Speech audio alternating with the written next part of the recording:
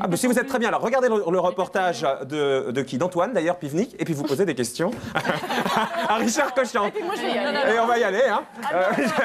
Alors, on va faire comme ça. Regardez le reportage d'Antoine Pivnik. La semaine dernière, les inconditionnels de la variété avaient donc rendez-vous à Paris pour découvrir la dernière production de Richard Cochiant, Le Petit Prince d'après Saint-Exupéry, avec cerise sur le gâteau, une intervention du Petit Prince, et oui, c'est lui, et de Daniel Lavoie. Petit prince qui vient du ciel. Moi je suis tombée de nulle part, d'une planète inconnue. Au-delà du Petit Prince, tous étaient venus voir l'homme aux mains d'or du spectacle en chanson, que dis-je, le Midas de la complainte mise en scène, Richard Cochiant, qui ce jour-là tenait à rappeler qu'il avait eu une autre vie avant les honneurs de la comédie musicale. Pendant toute ma vie, j'ai été d'abord chanteur, après j'ai été compositeur, donc j'ai été compositeur de mes chansons. Dans nos souvenirs d'enfance, c'est vrai que Richard était d'abord l'importateur numéro 1 du style italien immortalisé par ce tube en 79. Mais j'ai attrapé un coup de soleil, un coup d'amour, un coup de je t'aime. Je sais pas comment, faut que je me rappelle. Si je rêve, tant pis. Mais j'ai attrapé un coup de soleil, un coup d'amour, un coup de je t'aime. Un coup d'amour, un coup de je t'aime. La, la, la, la. Les vrais fans se rappelleront aussi Marguerite, son premier tube sorti en 78. Parce que Marguerite est vraie, parce que Marguerite est douce, parce que Marguerite m'aime. Marguerite bien sûr, mais aussi Pour elle, sorti en 93. Avec ça, il aurait pu égaler un Goldman ou un Berger en France, mais la carrière de Richard a longtemps été ailleurs, comme en Espagne. Fermez les yeux, c'est du Julio Iglesias.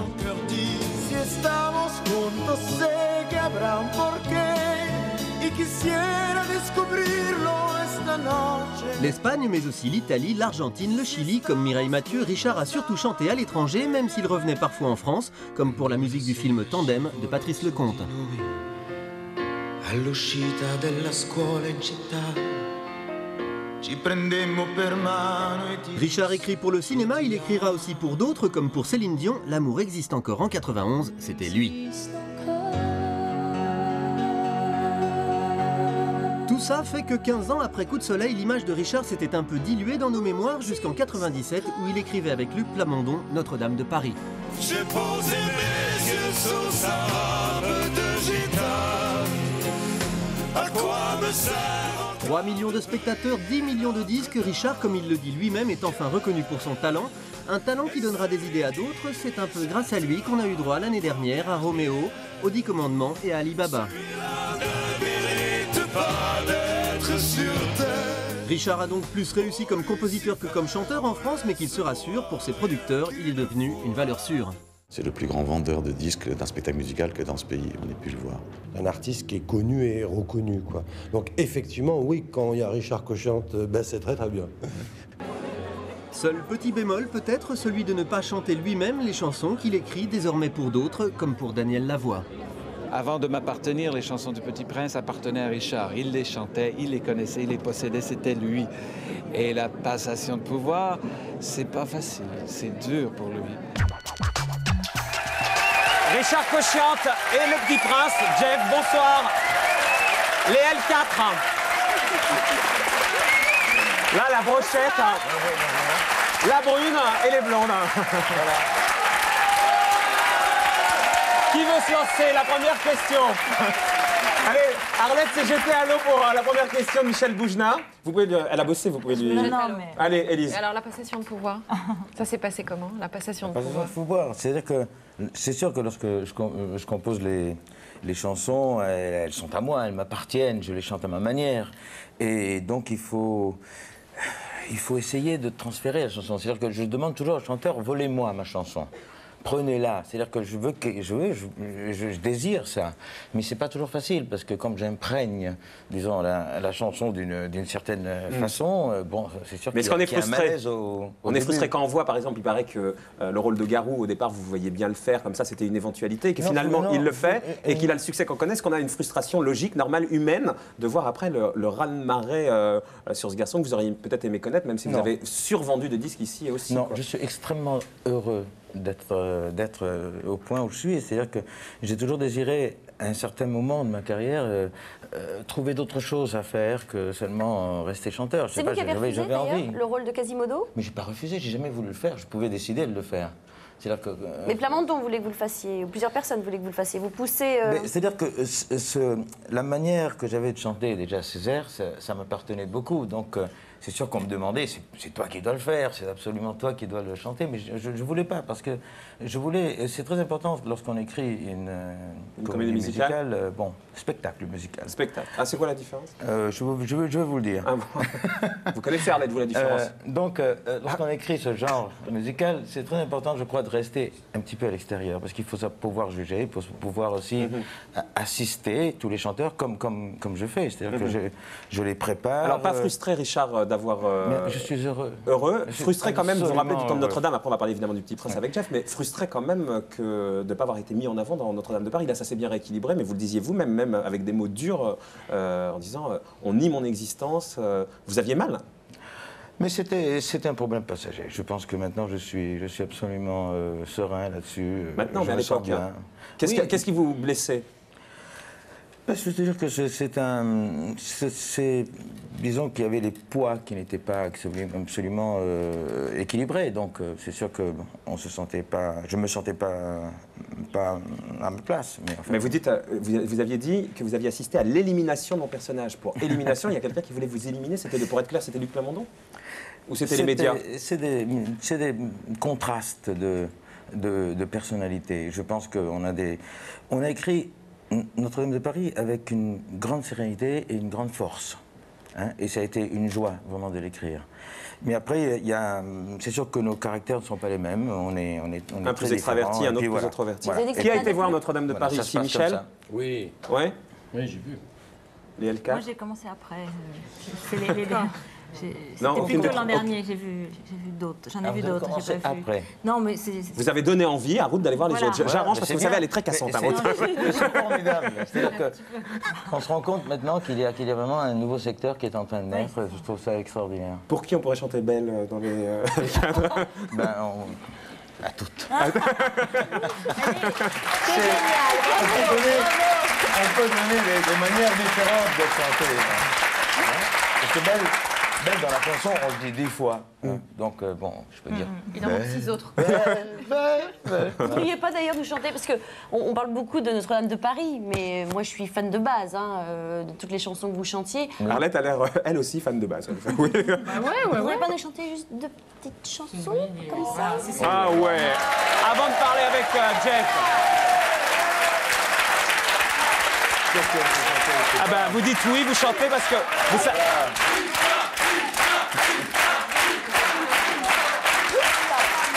D'abord, il faudrait un piano. Non, le piano, Richard, on vous l'a proposé, vous ne vouliez pas. Comment? Le piano, on vous l'a proposé, on nous a dit non, Richard est là en tant que compositeur d'une comédie musicale, il ne veut pas chanter. Comment je fais à chanter? Avec votre voix. Marguerite. Je peux improviser des trucs en anglais. Non. Pseudo-anglais, par exemple. Faites ce que vous voulez. Marguerite. Une chanson à vous, Marguerite. Qu'est-ce que je chante? Hein, Jeff? Coup de soleil. Hein? Jeff, qu'est-ce que tu connais de Richard Cochiantin? Je connais le Coup de soleil, Sincérité. Je connais son album. Tu connais son album? Il te l'a fait écouter avant de venir ou tu le connaissais avant? Non, c'est moi, je l'avais chez moi. Tu l'avais chez toi? Voilà. Peut-être que vous pourriez chanter Coup de soleil à deux? Non, je vais chanter ça. Ah.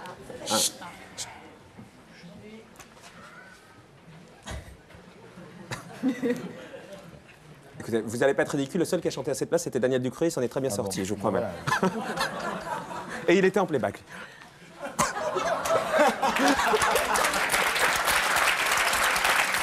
C'est pas crédible quand je dis ça.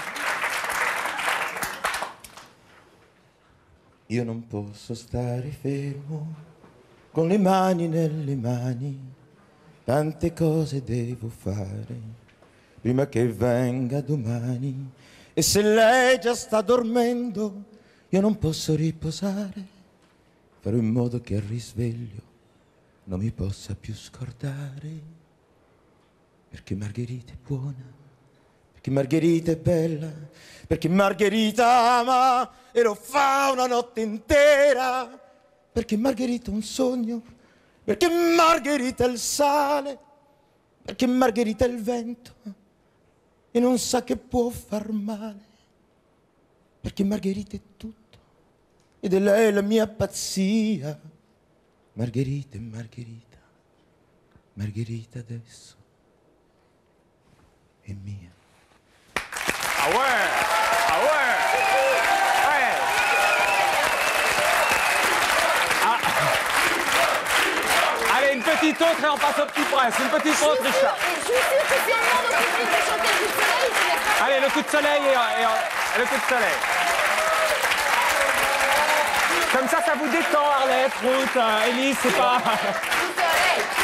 Allez, on est parti. C'est pas venu pour chanter ici. Allez, coup de soleil.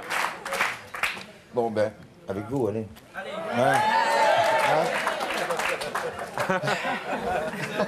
Je meurs de rire parce qu'ils ont le texte dans la main. On leur donne, mais ils ne le savaient pas. Alors donnez-moi le texte aussi. Donnez-moi le texte aussi. Allez, voilà.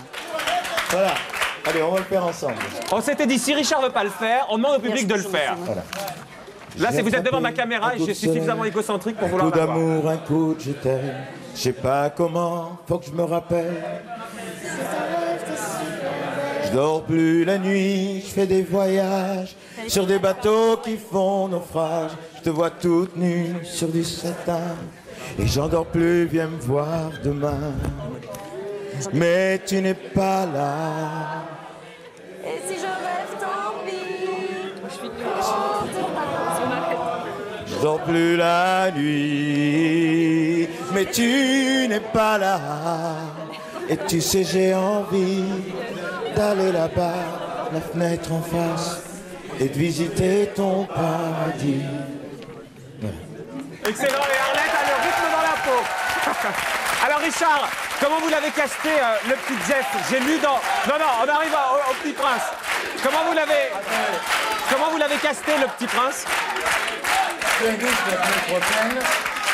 Je fais un disque l'année prochaine. Venez à mes concerts et on fera toutes les chansons.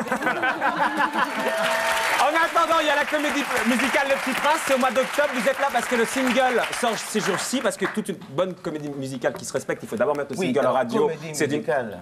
Alors la différence. Non, mais attendez 10 secondes, je vous pose la question, après vous dites ce que vous voulez, parce que celle-là, je vais la poser depuis 10 minutes. Donc, comment vous l'avez casté? J'ai lu dans le dossier de presse que le producteur l'a rencontré rue Saint-Exupéry à Lyon, en face de la maison de Saint-Exupéry.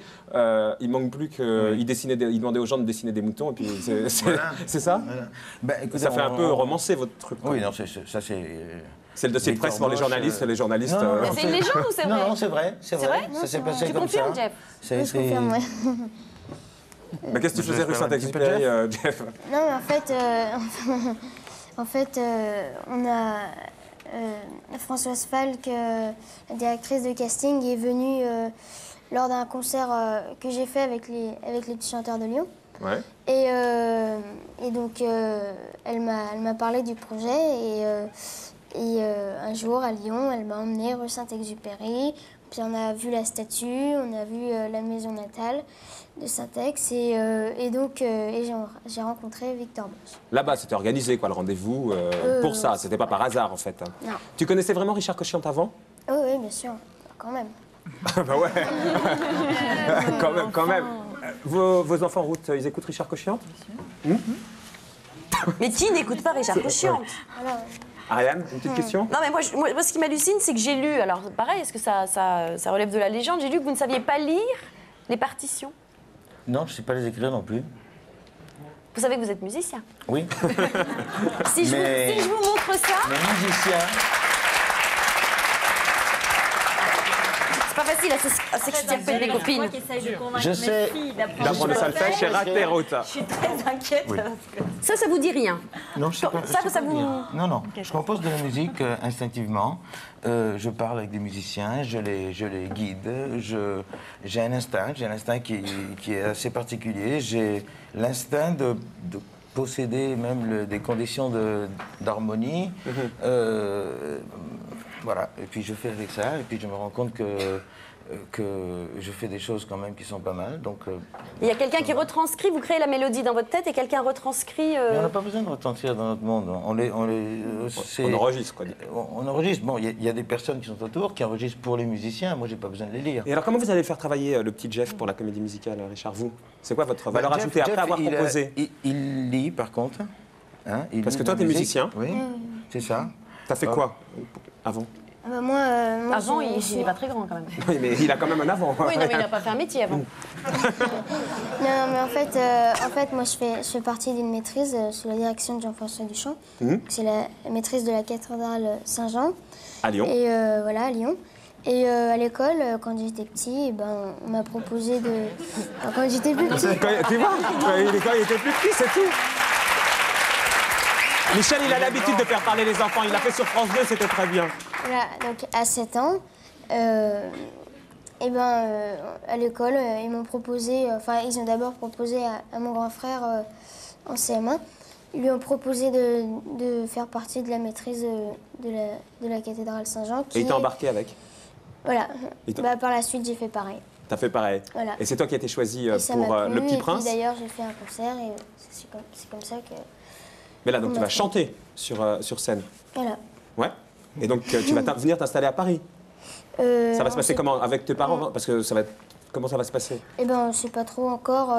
Je pense que comme on va être plusieurs petits princes, on va être 5. Ouais. Et Françoise va nous amener régulièrement pour les répétitions. Et puis on verra après. Après tu fais des allers-retours et tu retournes à l'école à Lyon. Voilà. Des cours par correspondance un peu, non? Pas du tout, parce que tu rentres en 4e, si tout se passe bien en septembre. Il vient de dire qu'il retourne à Lyon, Ariane, entre les... Oui, non, mais les deux, il y aura quand même des cours. Pour compléter un petit peu, on va prendre des cours par correspondance. Ah. Oui, c'est vrai. Voilà. Arlette, une petite question? Une petite question. Vous êtes sûr que vous allez un truc du style comme à Chirac? Vous êtes sûr que vous allez faire cette comédie musicale? Vous voulez pas? Oui, là, je pense qu'elle est la réponse. C'est la première et la dernière. Non, mais je voudrais bien qu'elle vienne sur la définition du spectacle, de la comédie musicale, voilà, parce qu'à chaque fois on est passé dessus. Donc, différence, qu'est-ce qui, selon vous Arlette, elle est sur le programme toujours. Elle. Alors votre programme, elle est sur le fond. Elle est sur le fond. Expliquez-nous. Non, mais c'est ma manière de voir. C'est-à-dire que lorsque on a composé Notre-Dame de Paris, Luc et moi, on a composé ça d'une manière très instinctive et puis on n'a pas pensé à ce que ça aurait pu provoquer. Et en allant faire des auditions à Londres et à Broadway, je me suis rendu compte qu'on ne ressemblait pas du tout à la comédie musicale. Pour beaucoup de raisons. Je me suis trouvé dans un monde vétuste, un monde poussiéreux, un monde qui n'aimait pas presque la musique actuelle. Et puis, je me suis trouvé avec un concept de ce genre de spectacle qui était complètement autre part. C'est-à-dire, il y a par exemple l'utilisation, une chose très simple, l'utilisation du micro de proximité. Le micro qu'on utilise maintenant est un instrument complet. Et c'est-à-dire qu'on chante très près, on peut chanter avec un souffle, si on veut, mais ça ne veut pas dire qu'on n'a pas de belle voix pour ça. Hein, il y a de très belles voix qui chantent avec un micro de proximité. Et lorsqu'on leur parle des micros de proximité, ils trouvent ça complètement absurde. Qui ça? Pour eux, la comédie musicale, tout ce qui est la comédie musicale, tout ça doit se trouver très loin. Alors on utilise une technique ancienne, c'est-à-dire la technique de renforcer les poumons et de porter la voix très loin. Voilà, c'est ça. Bon, c'est la méthode de la... et vous, c'est un spectacle lyrique et tout. Non, c'est pour différencier. C'est-à-dire qu'il y a le concept, tout le concept de la comédie musicale est ancienne. C'est une comédie musicale, c'est une... Il y a d'abord beaucoup de parler, souvent du parler. La musique est de typologie, une typologie qui n'appartient plus exactement à notre siècle, si on analyse. Les arrangements ne sont pas comme ça. Donc, lorsqu'on est arrivé là-bas, on s'est rendu compte qu'en effet, peut-être on a jeté une pierre au milieu d'une chose qui était en train peut-être de dormir. Et en tout cas, c'est au mois un petit extrait, non? Un petit extrait, c'est au mois d'octobre, c'est ça, Richard? C'est au mois d'octobre. Au mois d'octobre. On aura toujours rendez-vous, c'était le single qui sort on écoute. la semaine prochaine, Jeff et Daniel Lavoie, le duo. On aura toujours rendez-vous. C'est beau, mais on n'entend pas. On n'entend pas. Ces étendues de cailloux, où l'essentiel est invisible, pour les yeux des hommes insensés. Et donc la suite, c'est le 1er octobre. De Paris vient de sortir en Italie, ça fait le 14 du mois dernier, et c'est un succès immense. C'est vraiment... On vient de vendre, là maintenant, ça fait très peu de temps que ça a commencé, on vient d'arriver à 100 000 billets de vendus. C'est un carton, comme partout. Et ça à partir du 1er Quasiment octobre. pas à Londres, c'est le seul endroit où c'est un peu... Non, à Londres ça n'a pas été quand même... Non, mais ça a été très critiqué, en revanche. C'était critiqué, mais malgré ça, on est resté 1 an et demi, ce qui est quand même un record. Il ne faut pas oublier que la comédie de Lloyd Webber, qui est sortie après, est restée 3 mois. Non. Donc c'est déjà pas mal. Non, c'est énorme. Parce qu'à Londres, il y a des comédies musicales qui restent 10 ans. C'est quand même énorme. Oui, bien sûr. Bon, ce sont des grands records. Mais rester 1 an et demi quand même, c'est déjà bien. C'est quand même très bien. Merci beaucoup. Donc ça commence au mois d'octobre. 1er octobre. Richard, tu as énormément de charme. Oui. Tu as chanté. Ah bon? Et elles se sont pâmées quand tu as chanté, mais je tiens à te préciser qu'elles sont à moi. Merci beaucoup.